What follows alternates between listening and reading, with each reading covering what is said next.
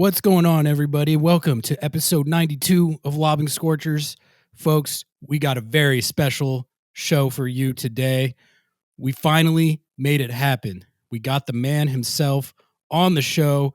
Tommy Scoops, we got Tom Bogert from GiveMeSport and Soccerwise on the show. Tom, thank you so much for the time this morning. How are you doing, man?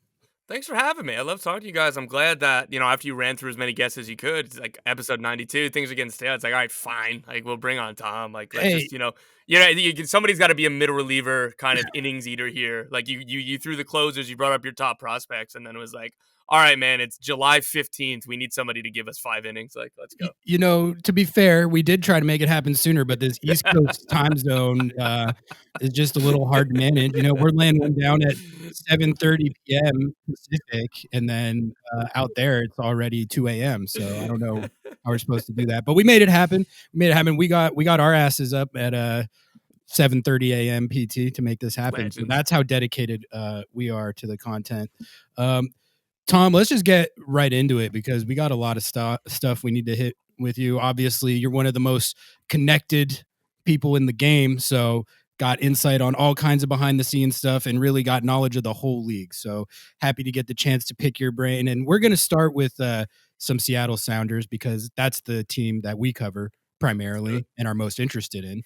So whenever I have a national pundit on, I'd like to get their perspective on what they think of Seattle, because I feel like how we perceive it locally, like following the team every day, is one way, and then you talk to someone who views it from the outside, you might get a different perspective. So I'm always interested to hear about that. And I guess let's just start off with the biggest story surrounding the Seattle Sounders at the moment, which is Ryan Kent. Ryan Kent has officially been signed, got announced yesterday. Seattle has a new addition that they went out and got after this Paul Arriola injury. And, I've been learning a lot about Ryan Kent the last couple of days. Liverpool Academy guy, which, I know speaks to your heart. Yes. So I guess I wanted to ask you, what was your kind of first reaction when you saw the links and the potential of the Seattle Sounders signing Ryan Kent? And just what do you make of the addition? Like, what do you think he can bring to the squad? Do you like the addition? I love it. And I'm shocked that the Sounders found enough allocation money, roster space in the couch cushions to make it happen. This was one, like, he's been a free agent since October or the end of October. This guy screams would be an excellent MLS signing, but I figured, okay, nothing happened. Like, he's just going to sign back somewhere else in Europe in the winter. Then that didn't happen, and it was like mid-February. I was like, why aren't more MLS teams connected with this guy? Why aren't I hearing more about somebody's at least trying to talk to him? Usually in this scenario, when you think like, oh, that should be an obvious signing, or people should be at least calling, it's like, oh, he must be asking for $5 million, and somebody would be telling me that. That clearly wasn't the case. And Seattle ended up getting this deal done. I didn't think that they had the space on the roster to do so. I'm sure that a little bit of the accounting from Paul Arriola on the season-ending injured list will help with that. But again, I'm not a cap wizard here, so I think it's a great signing. This is a team that was already really deep. Even without Paul Arriola, they had enough to go by. They wanted more, of course, and Ryan Kent coming in is a really good addition. And again, I'm just surprised it was Seattle, because I thought that there's going to be more constraints. I thought there would be somebody else to outbid them. Like if you're Toronto FC, if you're Houston, who, as they were scrambling to try to fill their attack, and I know they've made a few signings since, but there was a number of teams where I was like, dude, he'd be a no-brainer starter for this team, I think. Yeah, I'm interested to know. And I mean, obviously, I don't know if anyone's going to know here, but it's the reality of playing in Club World Cup and being Ryan Kent, a guy who kind of crashed out in dramatic fashion, out of favor at Fenerbahce. Sorry, this is the mispronunciation podcast, by the way. So okay. we will not pronounce anything correctly. Nor am I Turkish, but like to crash out of Europe so spectacularly, and also to own alligators, like just this eccentric Are we 100% sure that that's true? Like, I'm just saying that genuinely, because like it's one of those headlines where, and anything that's on like troll football or Insta sport, like my brain is like programmed to like ignore it, / if it makes its way to my timeline, I'm like so far of like defending my parameters that like I get angry when it breaches. Like the text that I'll send people when they send me something dumb like that. Like, I have no clue, but we're here to proliferate the fake news. Well, what I read was that when he was looking for a new club, before he went to Rangers. Part of his criteria for the new club that he was looking for was that they had to accommodate his it's either one crocodile or multiple crocodiles. So Yeah. I think there We'll actually get to was. the I bottom don't of know if this he still story. does, but at one point he did own a crocodile. Tom, with the Ryan Kent stuff now finalized, and we're 6 match days into the MLS season here. How do you size up where Seattle is at right now? Out here, the Slow. vibes have been pretty negative the last few weeks, I would say. The goals haven't been coming. The injury situation is pretty brutal. But I do think with this signing, I know I'm intrigued by it. And they also, their last game against the Quakes, wasn't a super great result, but it had a nice little ending. And I think Mhm. there's a bit of a boost going into this San Diego game. But from a national lens, how do you look at this team right now? So I still look at them as one of the best teams in the league because MLS is such a long season. And like, look, last year they were disastrous at the start of the season. Like it took them, and I was saying this around now of like, yeah, they're still going to be one of the best teams in the league. And then at some point by like I think June or July, I was like, I might need to accept the fact that I might have been wrong. And then so that made me double wrong because by the time I finally gave up, that's when they started playing as one of the best teams in the league. I hope that that's not what happens this year. I hope that they figure it out sooner. This team has too much talent. The coaching staff is too productive, entrenched, good, right? Like all of these positive words of they always figure it out. And usually it's pretty straightforward. And this roster seems like it should be generally straightforward. There's a lot of very good players, a lot of players who can play multiple positions that will help with rotation and all. But generally speaking, it's either going to be the 4-2-3-1 or the few times that they need to go back three. And then the principles should be similar. So I'm again confused why it's starting so slow. And you kind of look at like the underlying numbers, and it's too early to really be looking at XG and an expected goal difference because it's 6 games. Weird things happen, but like they're within the top 5 in MLS in expected goal difference. Those other teams are Minnesota, very good. San Diego have played very well. Vancouver obviously played very well, and Philly. And then the 5th is Seattle, and Seattle are the only one who are really trailing in terms of making that turn into actual points. Long-winded way of saying I think that they're going to be very good. I'm disappointed by the slow start, and I don't have a great reason for it so far. Well, I think one thing that's kind of a good segue into the next thing I wanted to ask you about, which I think one reason for the downturn in form is obviously the injury situation, and they're in a situation with De La Vega again where he wasn't able to stay on the field, and it's honestly even more frustrating this year because he was fit in preseason and for the first few games of this season and in Champions Cup, and he actually looked like the player they thought they were getting last year. He would play and it just didn't look quite there yet. It's kind of like what they're going through with Jesus Ferreira right now, trying to integrate him, and it just never quite got there. This year, it looked like he was actually getting there. Then he gets injured again. When you look at a situation where a team spent a bunch of money on a talented guy who looked like he was coming into his own, but he just can't stay on the field, like, what do you think they should? How do you think they should handle this, or what should they do about it? Because I do think, as talented as he is, it has been holding the team back, really dating back to last year. No, it's so tricky. It's such a conundrum because, like you said, like when he's on, like he looks like a legitimate DP in this league. He looks like somebody that you'd spend $7 million on. But that has been so few and far between, just in terms of availability. And then, like you said, sometimes they're shaking off rust. He's in the zone for me now, where like I'm looking at my like depth charts on Soccerwise, like Seattle, and like before I was like trying to really get into the sounder zone here before we started talking. And I'm looking at it and I'm like, well, I have Pedro De La Vega as the starting winger. Should I? But I was like, well, if he's fit, he probably is starting. But he's not really ever fit. And like I'm like staring at Ryan Kent. I was like, do I put him over him? Does Jesus stay on the like because there's so many different options? I think where they should be at right now is you try to do your best. You try to manage him. Don't like it seems like he can do 3 days of training in a row, and that's maybe it. And I mean you do your best to manage him, but like he shouldn't be a guaranteed starter when he's fit. You shouldn't kind of sacrifice anything else around the team. The way you look at it for me is additive. And this team is deep enough and good enough and has the high end talent that if he gives them nothing, they're still going to be one of the best teams in the league.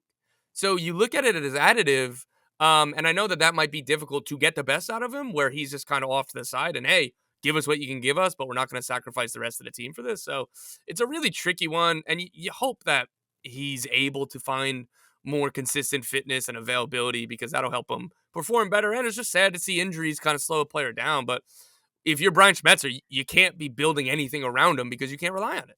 Yeah, I think that's an interesting point too. Pedro is apparently still the most inquired about player that the Sounders have. So I think it's interesting to like, do you preserve his value, look to move him on? Especially as I said this on the last podcast, this is a team of wingers. Like, I swear, every single player on this goddamn team is a winger. Like, we're signing another winger, we're not signing another 9. You know, Jesus Ferreira has was a 9, not but then been became a performing. winger. Yeah. Yeah.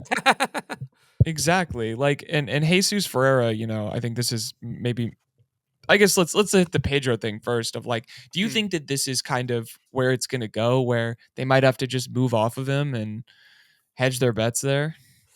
Yeah. I'd be, I don't know. So I'm trying to think like every time I think that a transfer fee going out is like, oh, they're going to have to lose money on that. And like, that's fine or whatever.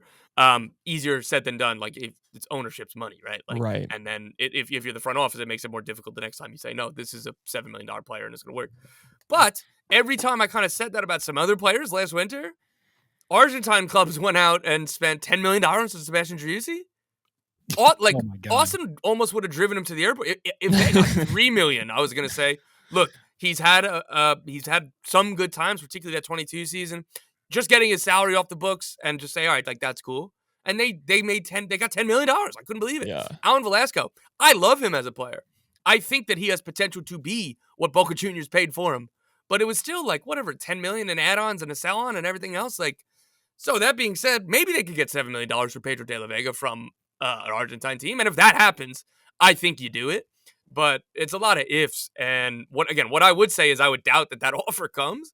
But I said the same thing about the money that the Velasco deal ended up going to. And I said the same thing about Driussi. I don't know, if you go back like Leandro Gonzalez Perez, who is the Austin FC? They signed a DP10 that from Talleres. I've already forgot his name, but like their first season, he was bad. Immediately a South American club bailed him out. Gregory went to Botafogo. All this money, like, and I know this is Brazil. Like, every time that I think that, oh man, like they're going to have to lose a lot of money on this, somebody from South America is like, here's $5 million. Yeah. And I love that as a trend in MLS. So if you could do that for Pedro de la Vega, I think at this point you got to do it.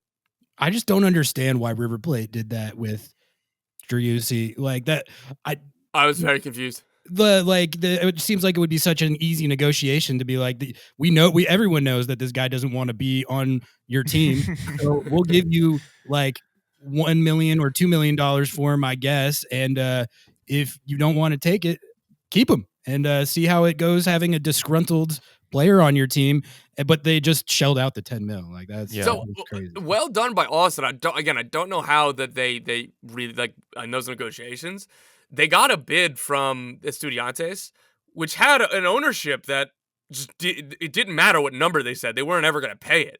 Like it over the winter, it slowly became realized that like just don't even take this team seriously. And that's what held up the Lucho Cosa situation is because like I think that they like Estudiantes offered Cincy something in the realm of like $10 million, which was just like way more than you should ever be paying for again a 31-year-old who desperately wanted to leave. Lucho's a great player. $5 million is much more fair. So that's why Dallas were like, oh, you guys got $10 million, like well done. We're not going to match that. And then all of a sudden, like they're like negotiating for contract, and it's like, wait a minute, that was way too easy. And then like it became clear, it's like, oh, they haven't paid Udinese, or they haven't paid this team for this player. They can't register this one. So I guess River Plate was like, crap, like he might actually go to Estudiantes, despite the fact that they don't have any money. And Driussi literally has a River Plate tattoo on him. And I guess they blinked first, and well done. Yeah, I want to just jump back quickly to the Jesus Ferreira. It's the biggest discussion in Sounders fandom right now. What the hell is he is the question, I think, more than what the hell isn't he. We all know he's a talented player, but he's not quite fitting in the role that they're trying to wedge him in at the 9. And like I said, a team full of wingers. I don't know if you've been watching it closely, but let's get some Jesus Ferreira takes out of you if we can. Yeah, no. So I wanted you guys. I'm curious to see again, like the on the ground, day to day feelings. But for me, from the outside, Jesus has been at his best in his career when like Ricardo Pepi was the center forward ahead of him. Like when he's a second forward type of player, like that's why I figured that Jordan Morris was going to stay at center forward and Ferreira was going to be this like inverted winger. But that doesn't make sense with Nuhu because Nuhu isn't an overlapping fullback. And so it all comes around. And like, I don't, the best thing for Jesus Ferreira, and I honestly think this might be the best 11 for Seattle, a 3-4-2-1, where you have Jordan Morris as center forward. Jesus is kind of in that half space underneath. And then the other player is, probably Rusnak, or if you need to move Rusnak further deep. And then maybe Ryan Kent can be a wing back. If not, obviously Roldan can be. You can put Rothrock as a wing back on the other side. It makes it difficult when you're not playing with traditional wingers when you have 75 wingers. But I do believe that 3-4-2-1 is their best 11. The defensive structure, no matter what, is going to be great. But I think at the back three, with New, who has a left center back in the back three, that gets the best out of him as well. And then you just have to say, hey, Ryan Kent, hey, Georgie Manungu, hey, Paul Rothrock, you're going to play wingback. And you're going to get forward all of the time, but you need to also defend a little bit. And that's just what it's going to take to get on the field. So that's where I see it. But again, like, there's been a lot of times with Jesus Ferreira in particular and like these Dallas teams of the past, the last 2 years, I was like, this team makes so much sense. Jesus, Velasco, and Musa. Then Velasco's injured and Jesus was injured. And it took Musa a little while to get going. Then he got going. And then they were going to do it this year, even with just like Musa and Velasco. Then Velasco's gone. Then everything else. So it's always been a bit of like a quandary with Jesus. And I see it like that. Like he needs a more traditional forward around him, or at least somebody who's going to stretch the lines like Jordan Morris would. So he has more space to operate in underneath because he can get in behind. He wants the ball to feet more.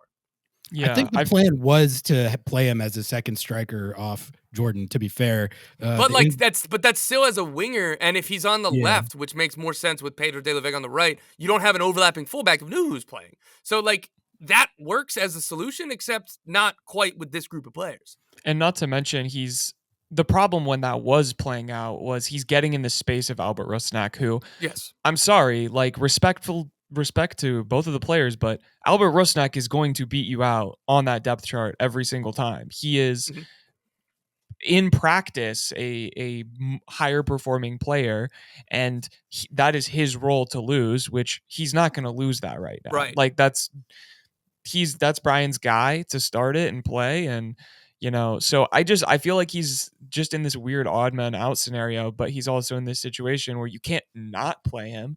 And now he's just getting frustrated because he's been put at this like pressing 9 position that he's terrible at. He doesn't know how to work that space. He feels lost. And then you put a guy like Danny Musovski in there who's not productive, but he knows how to like operate in that same space. And literally once that happens, it unlocks all of those specialties of Jesus Ferreira when he's out on that wing, his service, everything. It was like night and day.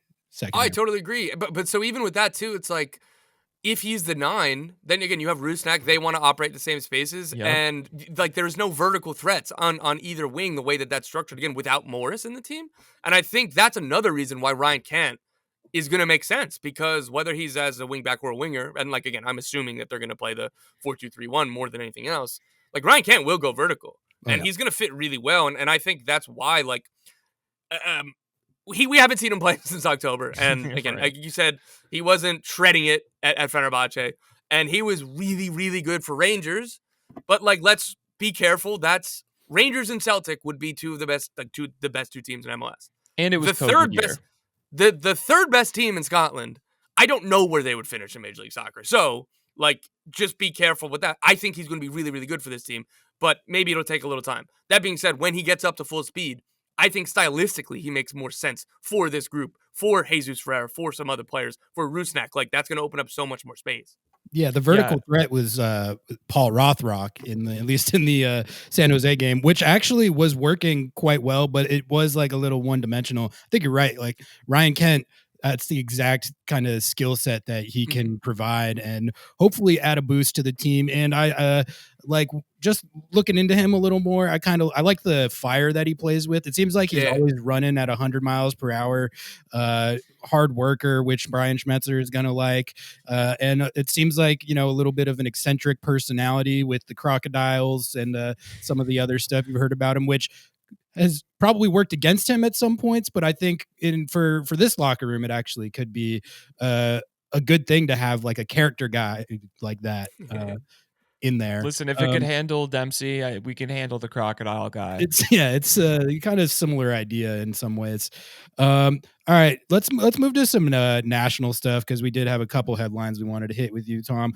Tom Bogert from GiveMeSport and Soccerwise on the show. Very exciting. The biggest story in the last couple days was the departure of Peter Vermees from How could they do this to him? Sporting Kansas City. The club of professional wrestling enthusiasts have parted ways with the longest tenured manager in MLS. I didn't think they were going to do it. It was funny. Noah and I were recording a pod the day before it happened, and we were predicting if it was going to happen. And I said no. Like, we had to put out the pod with me saying no after it actually happened. So that was pretty good stuff. But like, to be fair, there's been situations in the past where people thought it might happen. People were there, the fan base was calling for it, and it just seemed like ownership had like unyielding faith in him, which might have been justified at one point, but clearly they felt it wasn't anymore. The streak they're on right now of 13 of 14 losses, with the other one, they haven't won in 14 matches, I think. That's hard to do in this league. So it is. And now that it's happened, it doesn't surprise me that it reached a breaking point. But even so, it's the departure of an MLS institution. Definitely, he's a league legend. As much as I give them a hard time about them suplexing other players on the soccer field, like, he is a legendary coach and he's had a lot of success in the league. What's just your kind of read on what's going on with them as an organization right now, and why now was the time for them to part ways with him? Yeah, it's going to be a mess moving forward and trying to kind of pick up the pieces here, because he is an institution. This club owes him just about everything. He's the only person that won MLS Cup as a player and then as a coach for the same team. He won it in 2000 with the then KC Wizards, and then took over as technical director, I think 05 or 06, and then head coach in whatever, 08 or 09. Like, that's 20 years where pretty much every big decision is coming through Peter Vermees. And he's been incredible to take them from the KC Wizards to Sporting Kansas City in their new facility, the stadium, and then the training center after that. Their run from 2011 to 18, they made the playoffs every year. They won 4 major trophies, 1 MLS Cup, and 3 Open Cups. They finished top of the West, I think, 4 times in that, 8-year span or however long. They have been absolutely incredible, and they owe it all to Peter Vermees, all of it. He gets the blame for now, as he should. He hired Mike Burns. It was made clear to me in interviews for other people who talked to who were interested in listening to that job or talking about it, that you work for Peter Vermees, and you're not getting the top sporting director candidates who go in and, like, the head coach is my boss. They have not transitioned out of MLS 3.0, or whatever you want to call it. The ownership doesn't spend enough. And now he's out. Again, this has been a long time coming. I think he deserved all of the leeway, and maybe I'm too much of a romantic about this, and that's why I'd be a bad owner, president, or sporting director, or whatever. And, like, on the merit of performance, he absolutely should have gone. Still, that all being said, like, I'm looking at the positives of what it was in totality. I'm worried about this team moving forward. Like, how do you be the guy who comes in after Vermees? Every major and minor decision, again, funnels through him for the last 20 years.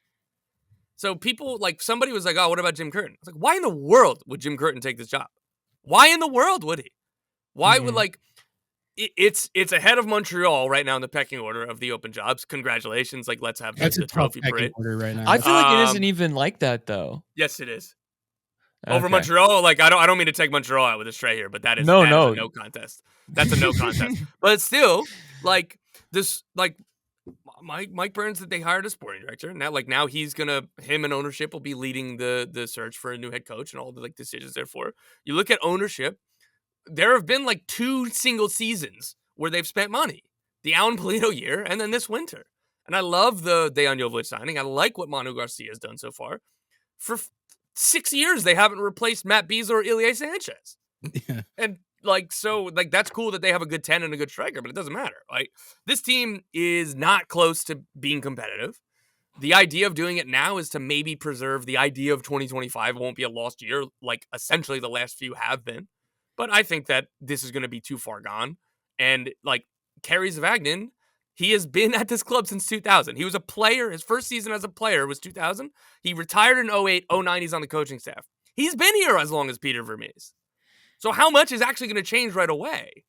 And I just don't think the roster is good enough, and I don't think ownership's going to invest enough. And the structure of the front office is going to make it difficult to get the top candidates. Like, that doesn't mean that nothing can happen, nothing can change. But I'm worried about how long is it going to take to set a new course. Like what Vermees has done, it's not like you need to throw it all out, but you need to get out of his shadow if you bring in a new person, and they're going to have to make some changes.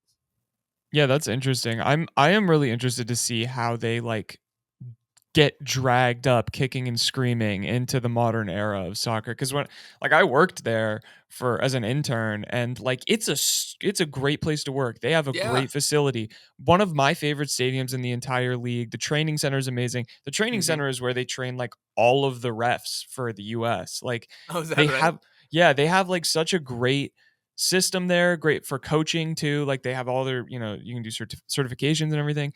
It's a great soccer city. It's just like they suck. They suck so bad. And I think the last trophy they won was Open Cup, and like what was it, like 2017, I think. Yeah, 2017 or like something. That's basically a decade ago. Like and I guess all of this to say, I want to put a Seattle twist on this, because sometimes I get scared about Seattle mirroring the Sporting Kansas City look, right? Like you have an ownership group who isn't necessarily, we are not Atlanta. We are not Atlanta by even any stretch. And we've only had 2 coaches. And there's been reports here and there that Brian Schmetzer has a lot of pull in the way that decisions get made, especially over Craig Weibel. And I don't know, do we worry as Seattle fans that maybe this is a situation that we could get into at some point? That's an interesting angle.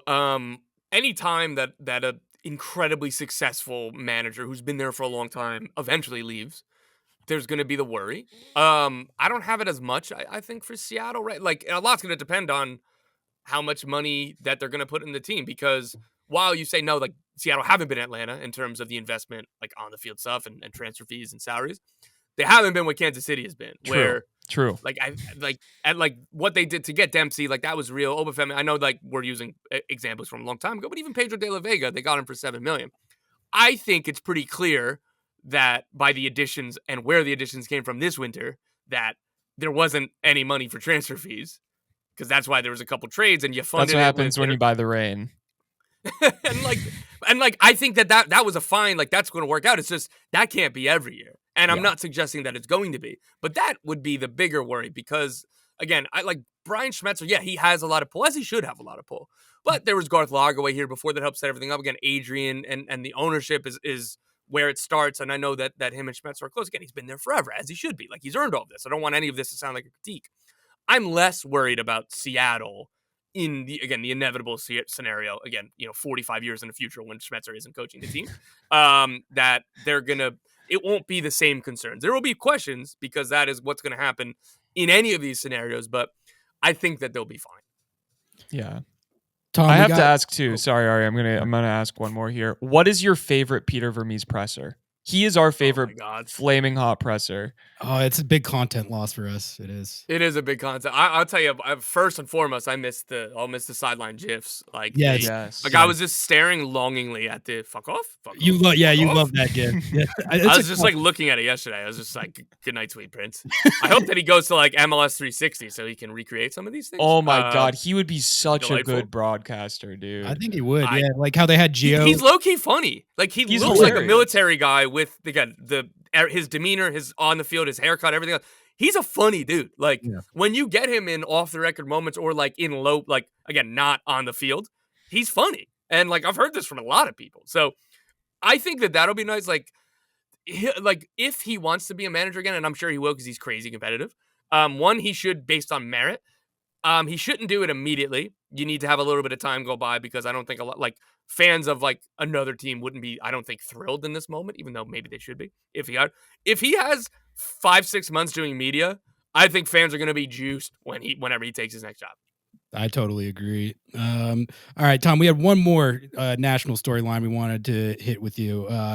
Club World Cup. The Seattle Sounders are playing in it, famously. And it was reported in Unfortunately, the last in the last couple days that so there was which club got kicked out? Leon. Leon got kicked out. So to replace Club Leon, they're apparently going to have LAFC and Club America play a charity match to see who gets the charity spot. I think the idea is it's a one-off. They're dueling for it. Is this? Have you heard anything about if this is A, confirmed, and B, yes, like, okay, so it's confirmed. What do you think? As long as Leon loses their appeal, which FIFA are assuming that they're going to lose. Okay, so what is your take on a charity duel for a Club World Cup spot? I'm surprised it wasn't another 16-team tournament for the last spot, and then they sell the broadcast rights to Apple or ESPN or Fox or whatever, right? I'm surprised that that's not the case. From trying to report on this, I like my colleague Ben Jacobs, who is an excellent reporter. He's got Ben, so come many on the pod. We love you. And he's like texted, so like we work on stuff a lot together because we're both at GiveMeSport. And he's like, he's trying to figure it out, and he's using logic. And he goes, "What about Alajuelense?" And I was like, "Dude, I got no juice for this." And he goes, "Bro, like, what about the Philadelphia Union? They're pretty high in the CONCACAF coefficient. Like, do you want to reach out to Philly and ask them if they're hopeful or expecting or anything?" And I was like, "I'm not wasting my time because FIFA's going to come up with, again, what I was going to joke again. Like, I thought it was going to be multiple teams. It was multiple teams. I would have thought more. I was like, dude, I appreciate that you're trying to follow the logic, and they're going to give us logic, and they did. They said, well, Club Leon beat LAFC in the final, and Club America have the highest coefficient, and it just so happens that these are two of the super clubs in the region, just coincidentally, right? Yeah, so I was like, I'm not calling Philadelphia, but I'm not wasting my time. I'm not wasting their time. Like, I'm going to go out on a limb here and assume that they're not going to be in the mix, or if they are, we'll find out when it happens. So that's my thoughts on it, that they creatively found a solution. And I don't even necessarily hate it because, like, there's going to be, I forget the exact number that this spot's going to get, like, multi-millions of dollars just for making this tournament. 9.8 just for playing. So, like, I wanted to joke about, like, would either team be like, nah, screw this? Like, they're obviously, like, they have plenty of incentives. So my view of it is just like, man, it's a made-up tournament that I hope is going to go well. It would be exciting to play in, but then how is it going to impact the haves and have-nots in world soccer anyway? And just, we'll see how it goes. And at least that they came up with a logical explanation after picking LAFC and Club America. As long as it wasn't Aunis here. Yeah, it is nice that here's what I'll say, right? Like, I am so excited to watch LAFC lose another final. Like, that is for me everything. That's what I live for, okay? And Club America is going to give them the belt. This LAFC team, oh my God, incredible. I was really hoping that the Galaxy would get the spot and they would just get run over. But whoever gets this spot realistically has a good chance of not only getting that 9.8 million, but for every draw in this tournament, you get $1 million. Every win, you get $2 million. They're in a pretty weak group. I mean, Chelsea's not weak, but there's some random Turkish club. No disrespect to Turkey, again, but it's Tunisian. Yeah, it's like Tunisian. Yeah, it's Flamengo. Oh yeah, Tunisia, not even Turkey. Yeah, Chelsea, and then the winner of this. And again, while I say that this is at least good that they only picked two teams, they have time. While they're waiting for the appeal, they might be in a boardroom thinking, well, what if we expanded this mini tournament for the charity spot? So that would be fire. Tom, we're past half an hour here, so thank you so much for the time. We're gonna get you going here, but are you able to stick around for a few minutes to lay down some stuff for our YouTube members, or do you need to jet? Always there. I'm always there. Yeah. Oh yeah. We're gonna wrap it for this first segment right here. Thank you so much for joining us. It was a long time coming, and we're gonna get you back on here. Maybe a little. Semi-regular Tommy Scoops check-in. Oh yeah, man. We'll try and line it up, but yeah, thank you so much for the time this morning, man. I mean, you're the best in the game, so always great to hear from you. And yeah, we're gonna get you back on soon. What do you want to shill before the regular audience dips out? That was bad hosting. Soccerwise. Yeah, join the Patreon. The Discord is fun. I literally need to remind myself to close out the Discord app, so that, like, particularly on game days, where I'm like, I have a couple screens up because I'm trying to watch 100 games at once. And it's like, all right, all my time is texting people in the Discord because this is so much fun. So that, I think that's my best sell for joining Soccerwise Patreon, or just even just listening to it as a podcast without that. Yeah, you all already follow Tom on Twitter and Blue Sky, but everyone go sub to Soccerwise, consume their content. It's the best out there right now. So. We were on there one time. We were, and that's why why we like it.